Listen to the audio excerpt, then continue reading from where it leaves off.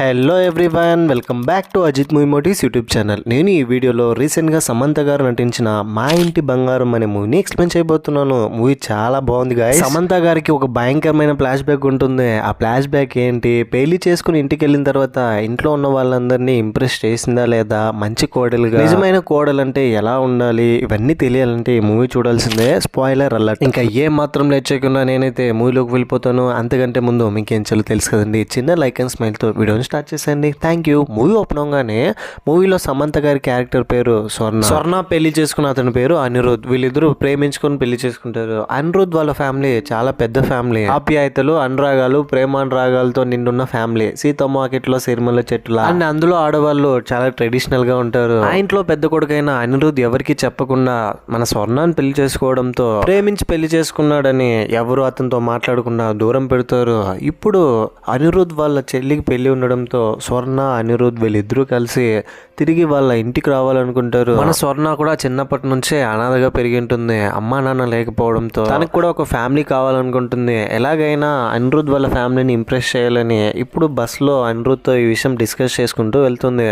మీ ఇంట్లో వాళ్ళు నన్ను యాక్సెప్ట్ చేస్తారా, నేను వాళ్ళని ఇంప్రెస్ చేయగలుగుతానంటే నువ్వేం కంగారు పడుకు, నువ్వు నీలాగే ఉండు, వాళ్ళకి నువ్వు నచ్చుతావులే అని చెప్తూ వెళ్తాడు. ఒకవేళ నచ్చకపోయినా ఏం ప్రాబ్లం లేదులేని, కానీ స్వర్ణకు మాత్రం తన వల్ల అనిరుద్ ఇంట్లో వాళ్ళకి గౌరవంగా ఉండాలి, అనిరుద్ వాళ్ళ ఫ్యామిలీతో కలిసి ఉండాలి, మన వల్ల వాళ్ళు విడిపోవడం నాకు ఇష్టం లేదని అనుకుంటూ ఉంటుంది. అనిరుద్ వాళ్ళ ఇంటికి బస్సులో వెళ్తున్న దారిలో సడన్ గా కొంతమంది మనుషులు వచ్చి ప్రొటెక్ట్ చేస్తుంటారు. మా నాయకుడు చనిపోయాడు కాబట్టి 3 రోజులు మేము అన్నిటినీ ధర్నా చేయాలి, అప్పుడే మా నాయకుడు ఆత్మ శాంతిస్తుందనంటే స్వప్న శాంతిస్తుందా? ఇలా ప్రజలందరికీ ఇబ్బంది కలిగిస్తే మీ నాయకుడు ఆత్మ ఎలా శాంతించిందని అనుకుంటున్నారని అతనితో గొడవ పడుతుంటే అక్కడున్న కమ్యూనిటీ వాళ్ళందరూ స్వప్న మీద గొడవకు వస్తారు. ఎలాగోలాగా అనిరుద్ అక్కడికి వచ్చి ప్రాబ్లమ్ని సాల్వ్ చేసి తనని తీసుకొచ్చేస్తాడు. ఇంటికి వచ్చిన తర్వాత ఇంట్లో ఉన్న వాళ్ళందరూ అనిరుద్ అండ్ స్వర్ణతో ఎవరూ మాట్లాడరు. కానీ చిన్నపిల్లలు, ఆడవాళ్ళందరూ స్వర్ణను చూసి పర్లేదు చూడడానికి బాగానే ఉందని అనుకుంటారు. అనిరుద్కి ఒక తమ్ముడు ఉంటాడు. తమ్ముడు భార్య శ్రీముఖి ఇంట్లో మంచి ఇల్లాలు చక్కగా వంట చేస్తుంది. రోజు మార్నింగ్ లేచి తులసి చెట్టుకి పూజ చేస్తుంది. సాంప్రదాయంగా ఉంటుంది. ఇంట్లో అందరినీ గౌరవిస్తుంది. అందరి దగ్గర మంచి పేరు తనకి. తనే ఇప్పుడు నెంబర్ 1.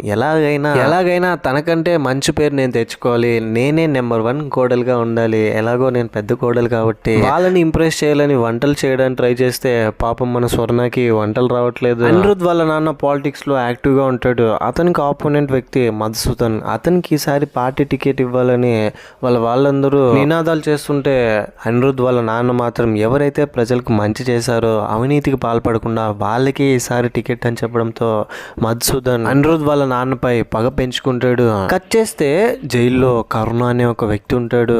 అతను వెజిటేబుల్స్ కట్ చేసుకుంటే పక్కనున్న వాళ్ళందరూ, అన్నా నువ్వు రిలీజ్ అయిన తర్వాత ఏం చేస్తావు అని అంటే, నా టార్గెట్ ఝాన్సీ అని చెప్తాడు. ఈ ఝాన్సీ ఎవరంటే మీకు ముందు తెలుస్తుంది, వెయిట్ చేయండి. ఆ తర్వాత కరుణ దగ్గరికి ఎవరో ఒక పర్సన్ వచ్చి, కరుణ మనిషి, అన్నా నీకు ఇంపార్టెంట్ విషయం చెప్పాలి, ఝాన్సీలాగే ఒక అమ్మాయిని చూశాను, ఆ అమ్మాయే కాదా అని డౌట్గా ఉందనంటే, అనుమానంతో ఇక్కడికి రావడం ఏంటి, కన్ఫర్మ్ చేసుకుని కదా రావాలి, ఆ అమ్మాయే కాదని వెళ్ళి తెలుసుకుని రారని పంపిస్తాడు కోపంతో. ఇంకోవైపు మన స్వర్ణ మార్నింగ్ 5 o'clock అంతా అందరూ నిద్ర లేచి స్నానాలు చేసి తులసి చెట్టు దగ్గర పూజ చేస్తూ ఉంటే మన స్వర్ణ మాత్రం కొంచెం లేటుగా లేచి వెళ్ళి గంట కొడుతుంటే ఆ గంట శబ్దానికి వెళ్ళి చీర కూడా సరిగ్గా కట్టుకోకుండా నిలబడుతుంది. దీంతో అక్కడ ఉన్న వాళ్ళందరూ నవ్వుకుంటారు స్వర్ణని చూసి. ఇంట్లో వాళ్ళని ఎలా ఇంప్రెస్ చేయాలి, ఎన్ని చేసినా మొత్తం రివర్స్ కొడుతుంది. ఏదైనా చేసి వీళ్ళందరి దగ్గర మంచి పేరు తెచ్చుకోవాలని స్వర్ణ ఏం చేస్తుందంటే, స్కూల్లో తన బెస్ట్ ఫ్రెండ్ ఒక అమ్మాయికి ఫోన్ చేస్తుంది. ఏమే నీకు తెలుసు కదా, నేను అనిరుద్ని పెళ్లి చేసుకుని ఫస్ట్ టైం వాళ్ళ ఇంటికి వచ్చాను. ఇక్కడికి వస్తే ఇక్కడ పద్ధతులు, వీళ్ళ సాంప్రదాయాలు చాలా డిఫరెంట్గా ఉంది. ఇంకా నాకు వంటలు కూడా రావు. నువ్వు తప్ప ఎవరున్నారే, నువ్వే ఎలాగైనా హెల్ప్ చేయాలి. చిన్నప్పటి నుంచి నేను ఆనందంగా పెరిగాను కదా, ఫస్ట్ టైం నిన్ను ఒక హెల్ప్ అడుగుతున్నానంటే, స్వర్ణ ఫ్రెండ్ ఏంటే కామెడీ చేస్తున్నావా, నేను ఎలా హెల్ప్ చేయడం అని మా ఆయన మీ ఇంటికి పంపించడం చెప్తుంది. ఆ తర్వాత నువ్వు ఏమైనా చేయి, నా దగ్గరికి నువ్వు రావాలి, వంటలు నాకు నేర్పి ఇవ్వాలని చెప్తుంది.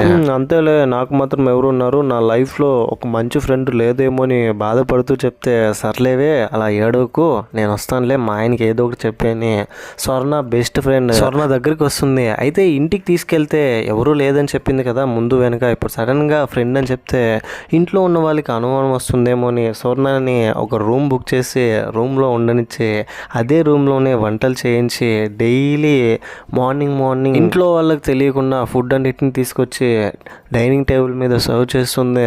ఇంట్లో ఉన్న వాళ్ళందరూ ఫుడ్ తిని చాలా బాగుందని చెప్పారు. కానీ వాళ్ళకి తెలియని నిజం ఏంటంటే అది స్వర్ణ ప్రిపేర్ చేయలేదు, వాళ్ళ ఫ్రెండ్ ప్రిపేర్ చేసి ఉంటుంది. ఏమ్మా స్వర్ణ, ఈ వంటలన్నీ నువ్వే చేసావా? ఎప్పుడు చేసావంటే తెల్లవారి 3 గంటలకే లేచి చేశాను అత్తయ్య అని చెప్తుంది స్వర్ణ అమాయకపు ఫేస్తో. ఆ తర్వాత ఒకరోజు స్వర్ణ బెస్ట్ ఫ్రెండ్ వీళ్ళిద్దరూ కలిసి మార్కెట్లో కూరగాయలు కొనడానికి వెళ్తే ఇంతకుముందు జైల్లో ఉన్న కరుణాని కలవడానికి ఒక అతను వచ్చి ఉంటాడు కదా, అతను ఇప్పుడు స్వర్ణని ఫాలో అవుతూ ఉంటాడు. ఈ విషయం స్వర్ణ కూడా గమనిస్తుంది. వీడెవడో నన్ను ఇందాక నుంచి ఫాలో అవుతున్నాడు, ఎవడై ఉంటాడని అక్కడ నుంచి తప్పించుకొని వెళ్ళిపోతుంటే సడన్గా అతను అక్కడికి వచ్చి, చూడు నువ్వు ఎవరో మాత్రం చెప్పి మేము మిమ్మల్ని ఏం చేయం, నువ్వు ఝాన్సీనే కదా అంటే, ఝాన్సీనా అదెవరు, మూసుకొని ఇక్కడ నుంచి వెళ్ళని వార్నింగ్ ఇస్తుంది. ఆ తర్వాత అక్కడ నుంచి అతను వెళ్ళిపోతాడు. ఆ తర్వాత స్వర్ణ ఇంటికి వచ్చేస్తుంది. స్వర్ణ బిహేవింగ్లో ఏదో చేంజెస్ ఉండడంతో నాకెందుకో తన మీద తేడా కొడుతుందని స్వర్ణ వాళ్ళ భర్త తమ్ముడి భార్య శ్రీముఖి వాళ్ళ ఆయనతో,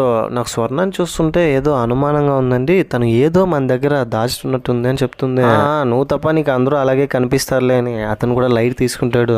కానీ శ్రీముఖికి మాత్రం స్వర్ణాన్ని అబ్జర్వ్ చేస్తూనే ఉంటుంది. స్వర్ణ దగ్గరికి వచ్చి, నువ్వే కదా ఝాన్సీ అని అడిగిన పర్సన్ కరుణాకు ఫోన్ చేసి, అన్న అమ్మాయిని కలిశాను కానీ అమ్మాయి ఝాన్సీనా కాదని డౌట్గా ఉందంటే ఒక పంచే వెళ్ళి అమ్మాయిని చంపే, అమ్మాయిని నువ్వు ఈజీగా చంపేస్తే ఆ అమ్మాయి ఝాన్సీ కాదు, ఒకవేళ ఆ అమ్మాయే నేను చంపేస్తే ఖచ్చితంగా ఆ అమ్మాయి ఝాన్సీ, వెళ్ళు ఆ అమ్మాయిని చంపేయని చెప్తాడు. ఆ తర్వాత స్వర్ణ వాళ్ళ ఫ్యామిలీ అందరూ గుడికి వెళ్తే గుడిలో కొంతమంది అటాక్ చేస్తారు. ఈ అటాక్లో ఎలాగోలాగా కారు నడుపుతూ వాళ్ళతో ఫైట్ చేసి అందరినీ కాపాడుతుంది. ఫ్యామిలీ మెంబర్స్ అందరూ ఫస్ట్ టైం స్వర్ణని మెచ్చుకుంటారు. ఆ తర్వాత అనిరుద్ వాళ్ళ నాన్నతో, స్వర్ణ లేకపోతే ఈరోజు మమ్మల్ని కాపాడే వాళ్ళే లేదని చాలా ఎమోషనల్ అవుతూ చెప్తారు.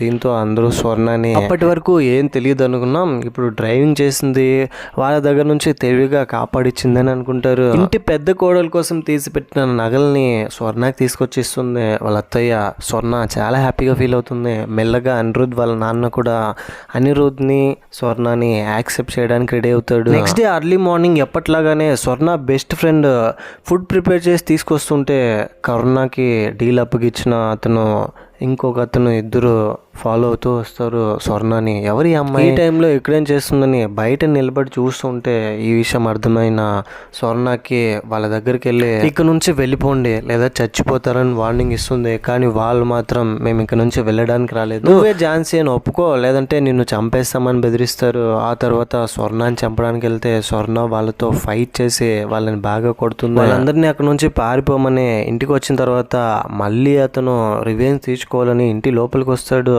కాలు జారి కింద పడి అతను తీసుకొచ్చిన కత్తిని అతనే పొడుచుకొని చనిపోతాడు. ఇంటి లోపల ఒక శవం. వెంటనే స్వర్ణ బెస్ట్ ఫ్రెండ్కి ఈ విషయం చెప్పి, ఇంట్లో కనుక తెలిస్తే ఇంకంతే, ఇప్పుడిప్పుడే నా గురించి పాజిటివ్ ఒపీనియన్ క్రియేట్ అవుతుంది అందరికీ, ఇప్పుడు సడన్గా ఇంట్లో శవం నేను హత్య చేశానంటే చాలా బాగోదనంటే, ఒసే నువ్వు హత్య చేయలేదు కదవే వాడే పడిపోయాడు కదా అంటే, అలా చెప్పినా ఇంట్లో వాళ్ళు నమ్మే స్టేజ్లో లేరు, కొంచెమైనా రియాలిటీ తగ్గట్టు ఇది ఉందా అని ఆ బాడీని తీసుకెళ్లి ఇద్దరు కలిసి మాట్లాడుకుని కారులో ఒక ప్లేస్లో పడేసి వచ్చేస్తారు మూట కట్టి. స్వర్ణ బెస్ట్ ఫ్రెండ్ డీమోటివేట్ అవుతున్న టైంలోనే సడన్గా తను ఒక డైలాగ్ చెప్తుంది, లెట్స్ కమాన్ అని. తను కూడా లెట్స్ కమాన్ అని పని చేయడానికి ఇంకా మోటివేషన్ తెచ్చుకుంటుంది. లెట్స్ కమాన్. స్వర్ణ వాళ్ళ బెస్ట్ ఫ్రెండ్కి స్వర్ణ మీద అనుమానం వస్తుంది. నిన్నెప్పుడు చిన్నప్పటి నుంచి ఇలా చూడలేదు, ఇంతలా ఫైట్ చేయడం, చెప్పు అసలు ఏం జరిగింది, ఎవరు నువ్వు, ఇంతకుముందు ఎక్కడున్నావు అంటే స్వర్ణ నిన్ను ఇందులోకి లాగాలనుకోవట్లేదు కానీ ఏం జరిగిందో చెప్తానని ఫ్లాష్ బ్యాక్ చెప్తుంది.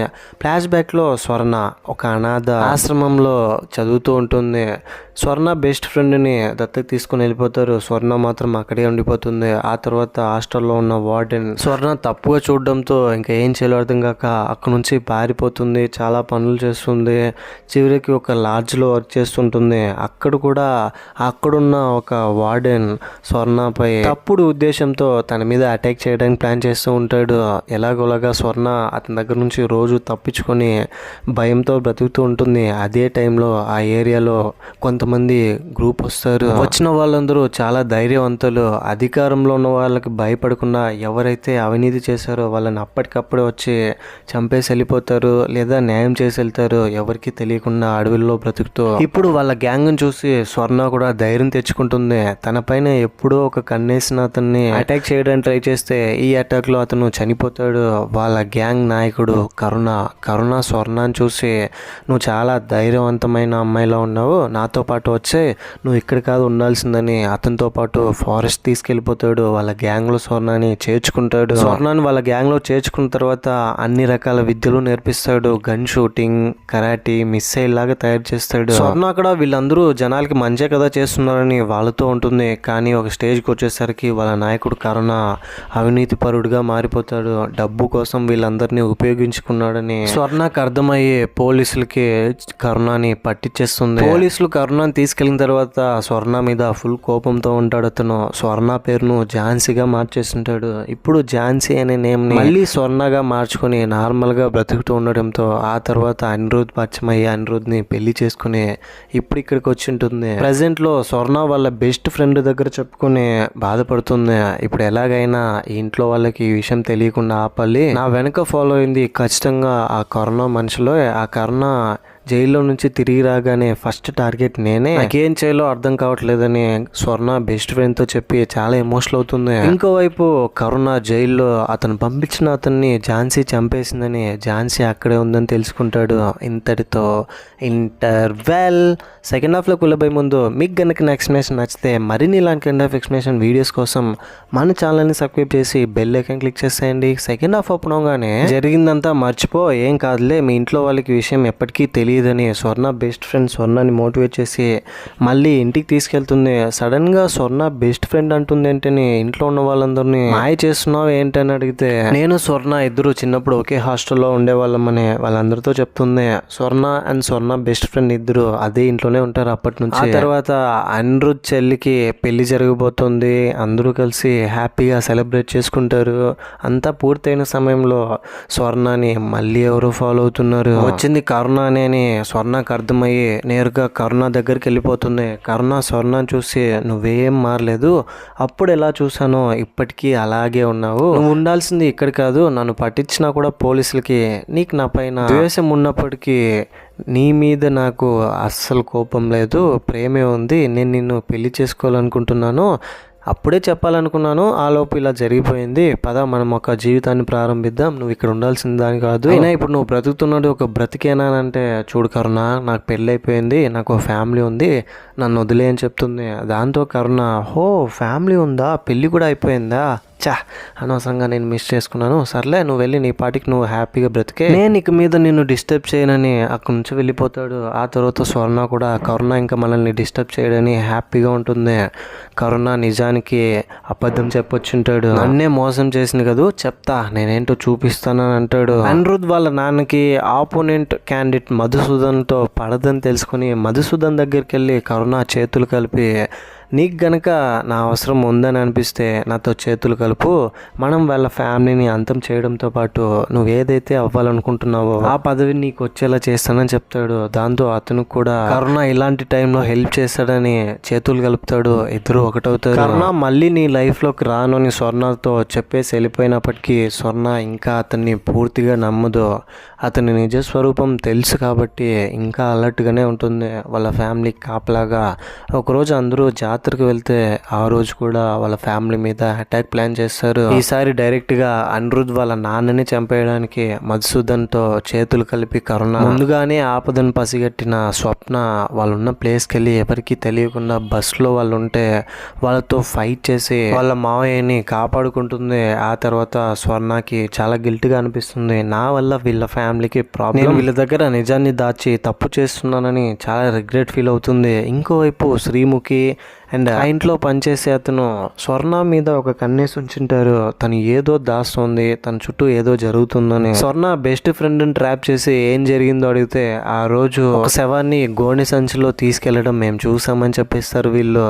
కానీ స్వర్ణ బెస్ట్ ఫ్రెండ్ మాత్రం ఏం చెప్పదు. ఆ రోజు ఫైట్ చేసిందైతే స్వర్ణ నిజంగానే తన చుట్టూ ఏం జరుగుతుందో, తన పాస్ట్ ఏంటో నాకేం తెలియదని చెప్పేస్తుంది. స్వర్ణకి ఇంకా ఏం చేయాలో అర్థం కాక స్వర్ణ వాళ్ళ భర్త తమ్ముడు పోలీసే కాబట్టి అతనితో మాట్లాడాలని అతని దగ్గరికి వెళ్ళి కరుణ గురించి చెప్తుంది. అండ్ ఫ్లాష్ బ్యాక్ లో తన సిచ్యువేషన్ గురించి ఇదంతా విని మొదట్లో స్వర్ణపై కోపం వచ్చినప్పటికీ ఆ తర్వాత తన సైడ్ కూడా న్యాయం ఉందని అతను సపోర్ట్ చేస్తాడు. చివరికి స్వర్ణ వాళ్ళ భర్తకు కూడా నిజం చెప్పేస్తుంది ఏం జరిగిందనేది. ఎన్ని రోజులు నీ దగ్గర దాచిపెట్టాను, చెప్పడానికి భయం వేసిందని చెప్తే నువ్వు ముందుగానే చెప్పిండొచ్చు, నేను నిన్నేం అనేవాడిని కాదు, ఇప్పుడు చెప్పి ఇంకా నన్ను బాధ పెడుతున్నావు, సర్లే ఏదో జరిగిపోయింది ఇంకా ఏం చేస్తామని స్వర్ణని తన భర్త కూడా యాక్సెప్ట్ చేస్తాడు. ఇంకో విషయం ఏంటంటే కరుణ జైల్లో నుంచి ఎలా బయటకు వచ్చేస్తుంటాడంటే జైల్లో ఒక సిలిండర్ బ్లాస్ట్ ప్లాన్ చేసి అక్కడున్న ఖైదీలందరూ చనిపోయేలాగా అతను కూడా అందులో ఉండిపోయి చనిపోయినట్టు సీన్ క్రియేట్ చేసి బయటకు వచ్చేస్తుంటాడు.